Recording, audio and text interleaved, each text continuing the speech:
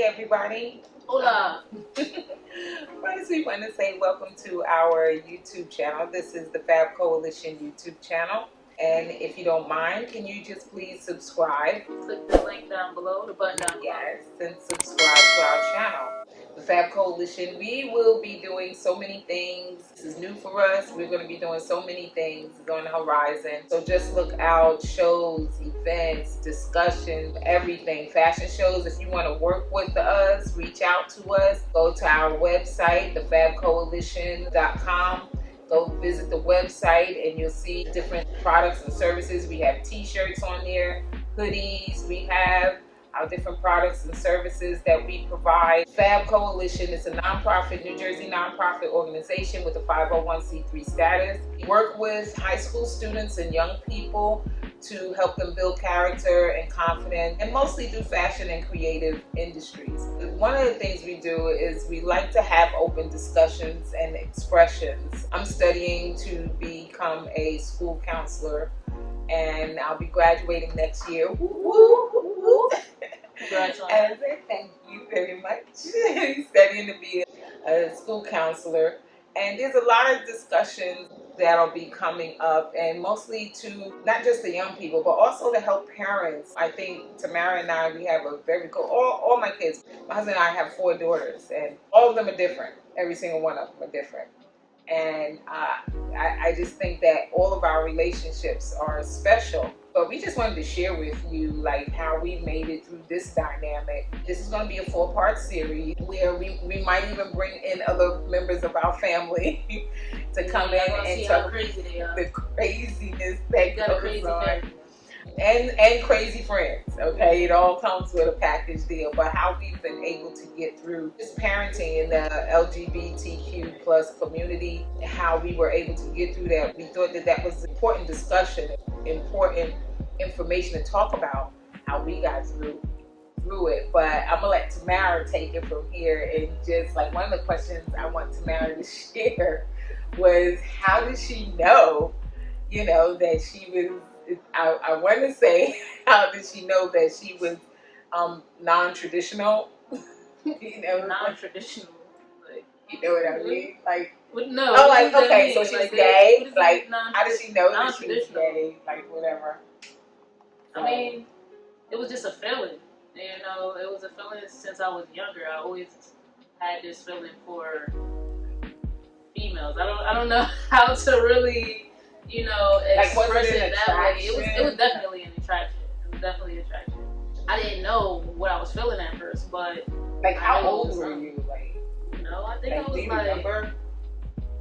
All right, so let me tell you, like, I really probably was like 10 or 12. But let me tell you, like, as a mom, let me tell you, like, some of the stuff that she used to do.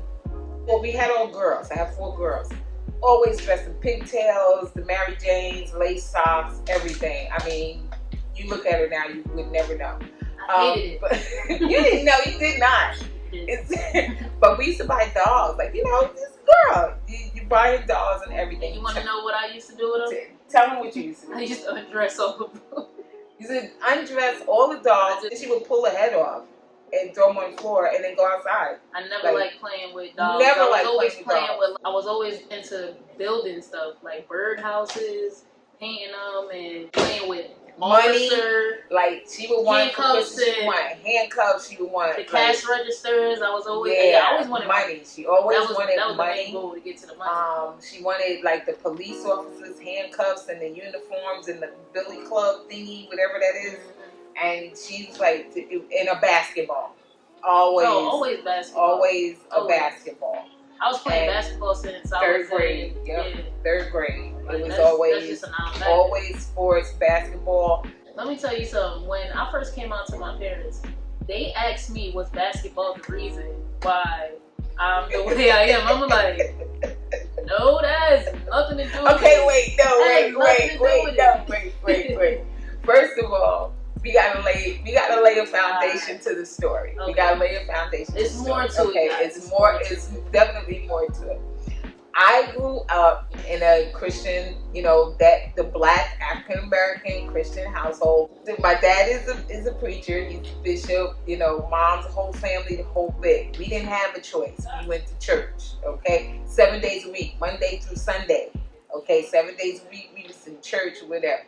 So, of course, coming up, I had these very deeply rooted traditional religious, values. Homosexuality was a sin, okay? But for some reason, Christians think that one sin is greater than the other. So, like homosexuality up here and lying and stuff is down here. So that's pretty much what the norm is. I mean, I know that's not the case, but that's the way it's looked at. That's the way we was taught. Yeah, that's the way it came up. Like you could lie and be gossiping and cheating somebody, and you still wouldn't be worse than like a homosexual up here. Like even though the Bible says that according to the Bible that it's all sin, but we had a tendency to put one above the other, whatever. But that's the way I was brought up.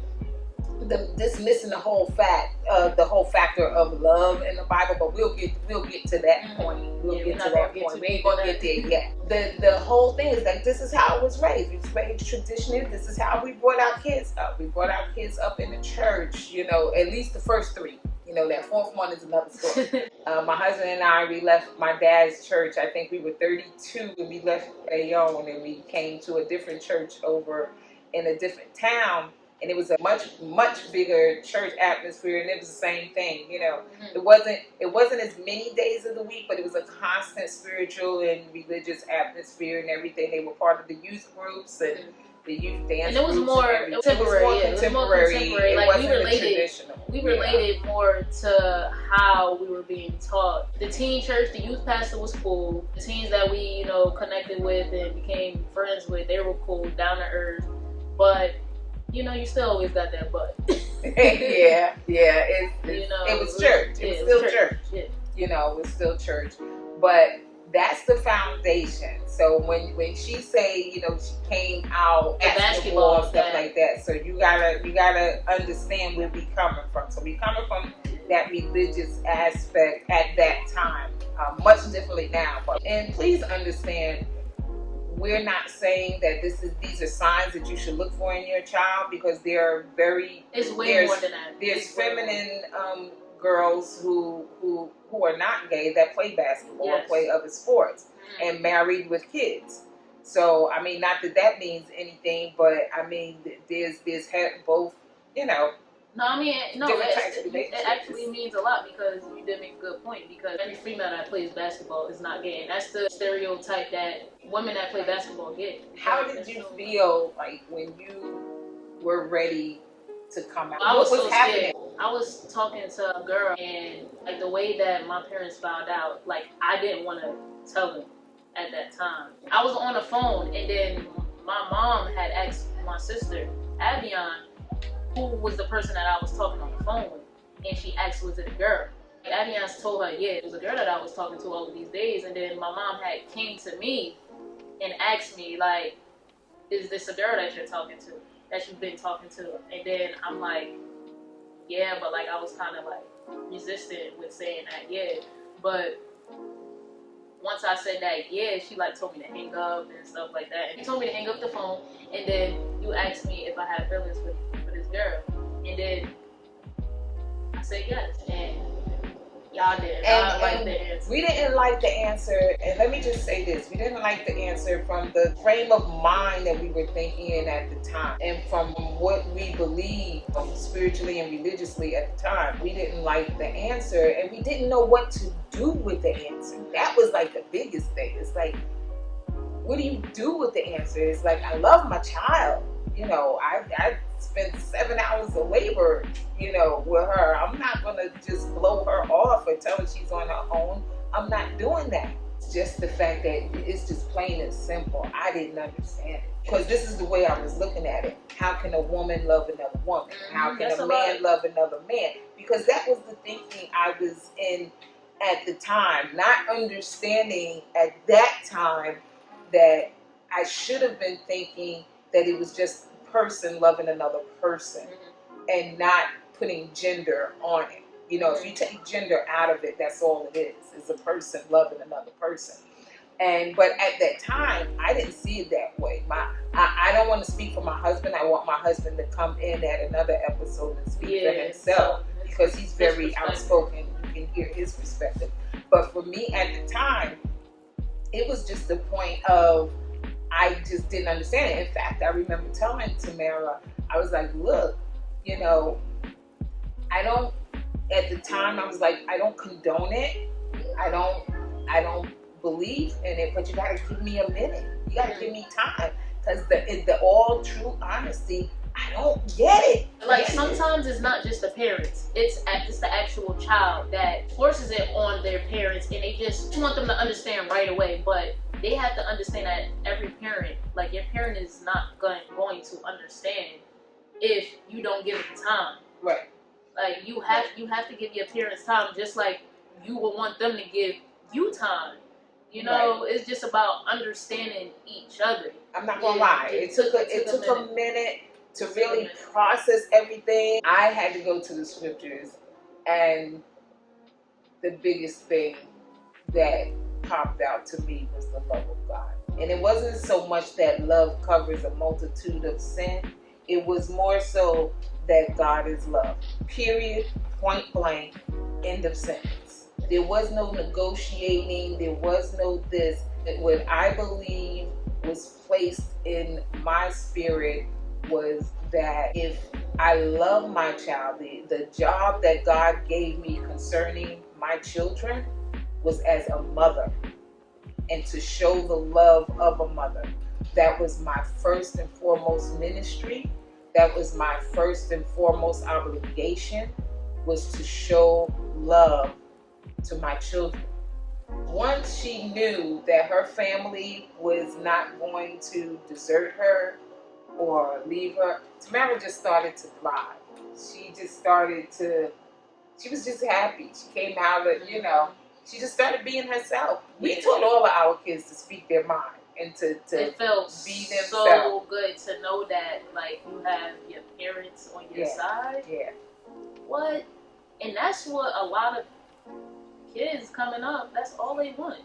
Like, they just want for their parents to accept them. The most scariest thing for us was because we knew that the world is not nice. We were scared for her safety because how they treat the LGBT community, how they look down on them and think that they're, from another planet sometimes. And it's like, definitely worse with guys. With guys, it's so much worse. I feel so bad. It's so bad. Society is just sometimes can be an awful and cruel and mean place. And I just took in my mind that I refuse to be part of that unkindness and that meanness. As far as I'm concerned, what she does with her life, I don't have a heaven or hell to put nobody in. I love her. I'm proud of her. I'm proud of all my kids. Proud of her, the accomplishments that we work together very closely with a lot of projects, with F.A.B. We actually have a very good relationship. Yes, beautiful relationship. I'm so proud of it. I'm so happy for it. I go to my mom for just about anything. I don't know what I would do without any of my kids. That love from your parents is like indescribable. And guess what? She just got engaged, and we love her fiance. Yeah. Bree that's our other daughter. It's like our baby. So, I mean, I love her more than me. She's a sweetheart. She's part of our family, just like our other children. They're partners. Just like she's engaged well. Yeah, that's my other daughter, her sister, and we love them all. Other episodes we might bring on some of her friends, and y'all gotta meet Andre. Have to meet Andre. That's my best friend / boyfriend. Yeah. It's a weird relationship. It's not like that, but yeah, he go everywhere they go. That's my dream. We might bring him on, and my husband, I really love him. Yeah, Aaliyah. That's another one. And they've been childhood. They've been friends since for a very long time. And I we love all had of the them. experiences of coming out to our parents. Yes, and I love and everybody's experience is different. I love all of them, and they'll tell you I love all of them. They need a place to lay their head. They need some food. They know they can always come here. Always. And that's just the way it is. My heart is big. You know, our heart is big. We love everybody. We just thought that this would be something that could encourage you, parents, mostly family members, give you some understanding. It doesn't have to be a negative relationship as a parent. It really doesn't have to. And I'm going to say this, I'm going to be bold enough to say this, if you learn how to mind your business, I mean, that's pretty much it. You learn how to mind your business. She's a grown woman. You know, her and her fiance, they're fine. I wish them nothing but happiness. I will be at the wedding, dancing, drinking, having fun. I'm proud of them. I'm proud of the both of them. I'm proud of all my children, as I said. I'm looking for like huge things, big things. I want grandkids. Now ask me how that's going to happen. It's none of your business. But we gonna make it happen. That's basically what F.A.B is about. Yes. F.A.B is basically encouraging young adults to be themselves, encouraging them to have an understanding with their parents and communication with their parents, and just communication is key. Oh my gosh, through anything in life, communication is key. That's the number one. That's parents, chill out if your kids are not the norm. Okay, chill out. I mean, they come in the house norm. One day. When I say norm, I mean the norms, societal norms or whatever. Sometimes, listen, we're parents. We gotta learn too. You know, we have to learn sometime with the times. You don't have to be accepting of everything, but at the same time, you have to be understanding. You know, and if you want to keep the relationship, now if you don't care about the relationship between you and your kids, then that's a different story. You go on with yourself. But I'm talking about, we care about the relationship that we have that I have not only with my kids, but with other kids in the community. That is a place where you can come to express yourself. You can express yourself through fashion, through dreams, through your vision, their vision of entrepreneurship. And if you don't know what F.A.B stands for, it's fashion against bullying. Because sometimes life can be a really big bully. You know, especially when you're not doing things the way everybody else is doing it, and you don't look the way everybody else thinks you should look. You know, I'm so proud of Tamara because of her brand. When she started earlier, she was with another group of friends, and they started a brand called No Labels. I was so, Reject the Society, but that was part of y'all's brand. Yeah, it was too. No Labels. I mean, and that was just a cool, slogan. But, she's moved on now, and now she's just Taz the creator, and I love it. I help a lot of brands, express their creativity and, bring their ideas to life as well as mine. It's all about getting creative and staying creative. So that's what my brand brings to the table, and it helps a lot of just other brands get on their feet, because a lot of people don't even know where to start. Yeah. This younger generation, everybody want to start a clothing line. Everybody want to be creative or are creative and just want to have different outlets for their creativity. So this is one of them, to just, get out there and express yourself. And let me just say something. I tell her I want a shirt that's made that's called Mother of the Creator. This is what we brought up. We've raised creators. Listen to your kids. Look at your kids. If you have a child that loves, my granddaughter, her niece, loves to draw, and she's extremely talented. With her drawing, very artistic, very animated too. Yes, she talks a lot, but very, very animated. Notice those things. I mean, that's our job as parents, is to guide those things. When Tamara stopped playing basketball and she got into other things, we didn't force her to play basketball. We just followed and kept looking at what else she wanted to do. We followed that.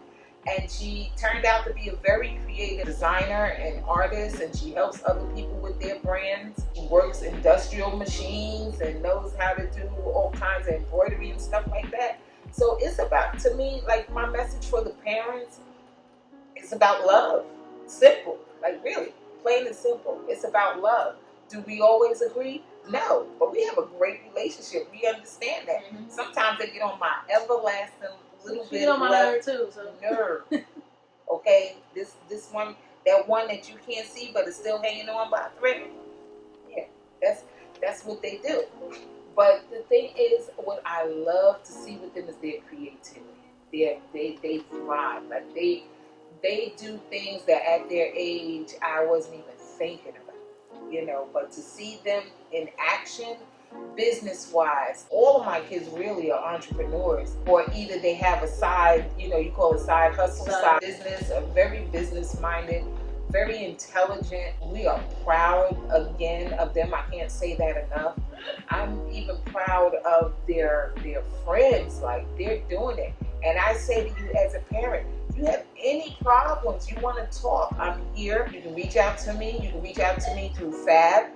You can drop your comments down in the comment section. Yeah, any questions that you have. We might put together another video just, answering you guys' questions for us. And, like, because y'all might have a way more other questions to how to cope with this kind of relationship with a mother-daughter bond. Yeah.